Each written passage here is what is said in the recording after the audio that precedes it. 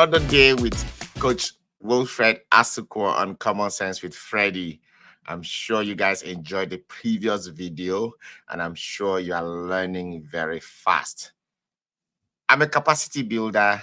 I'm also a certified John Maxwell coach, an agile coach at that as well. I am also an IT consultant and an IT trainer. I teach several IT certifications to enhance and increase the capacity of my clients and mentees around the world to help them transition from menial jobs to making six-figure. So you can see where you are.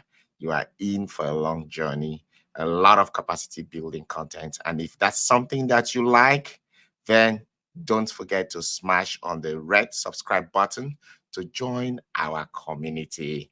And I can tell you, you have so much to gain and so much to learn.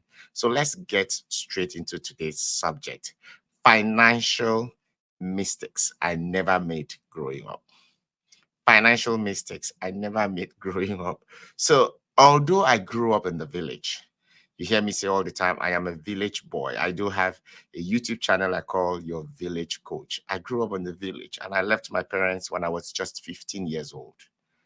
My parents, my um, mother, who was just a primary school teacher in the village, taught me how to save. That's the first lesson I learned financially. I learned how to save. Now, aside learning how to save, she also taught me what you call delayed gratification. Now, a lot of young people do not understand what a delayed gratification means. It simply means delaying unwanted, unwanted needs and wants.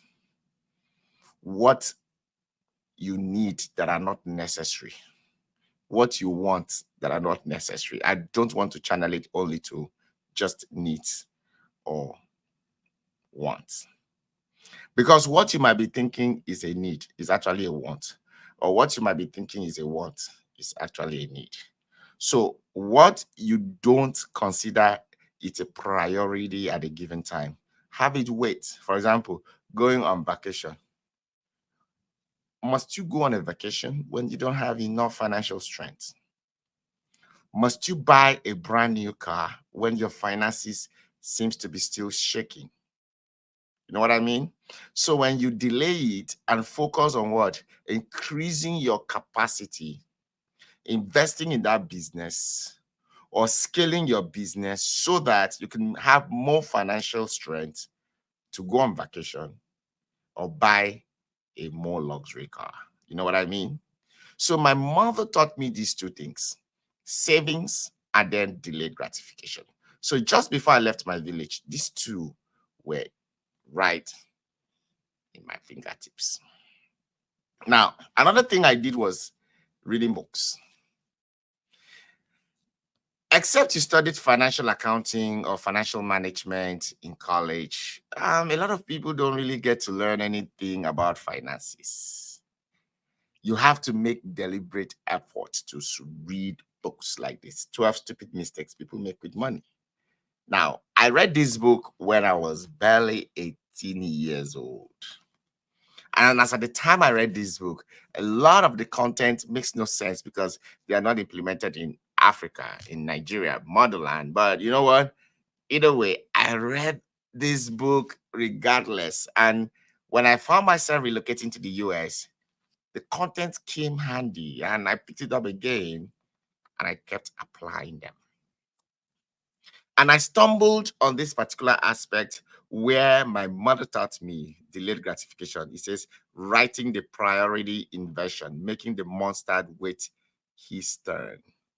That's living expenses. So looking at this diagram here, you notice that giving seems to take the center stage. You have to give. And then saving follows next before debt servicing, before living expenses. I am very big when it comes to giving. I mean, some of you would take delight in giving to religious centers. I don't get over that with you. But you see, I love to give to the poor. I love to invest in capacity building of young people. I love to spread that my certain percentage that needs to get to people out there. The poor will always dwell in our midst. You know that, right? Good. Then, as soon as I do that, the next thing is savings, what my mama taught me in the village. So, how much do you save? So, you see, a lot of us, we focus on paying bills first before saving. And paying the bills and living expenses is the monster that eats up your finances. And that leads me to saying you lack discipline. And when you lack discipline in finances, you will always run into deficits. So, as a young person, I mastered these skills by one, learning the culture of savings, then applying delayed gratification, and absolutely reading books that will give me opportunity to know where to invest my money, how to save, and priorities to make when the money starts coming in. I want to leave it at that because there is so much I'm going to share with you regarding this book. And just in case you need this book, I will leave the link below this video so that you can maximize and make use of it. Buy one from Amazon, and I can tell you for a fact, it's going to change your financial literacy in a bit. As ever, see you all at the top because the bottom is crowded.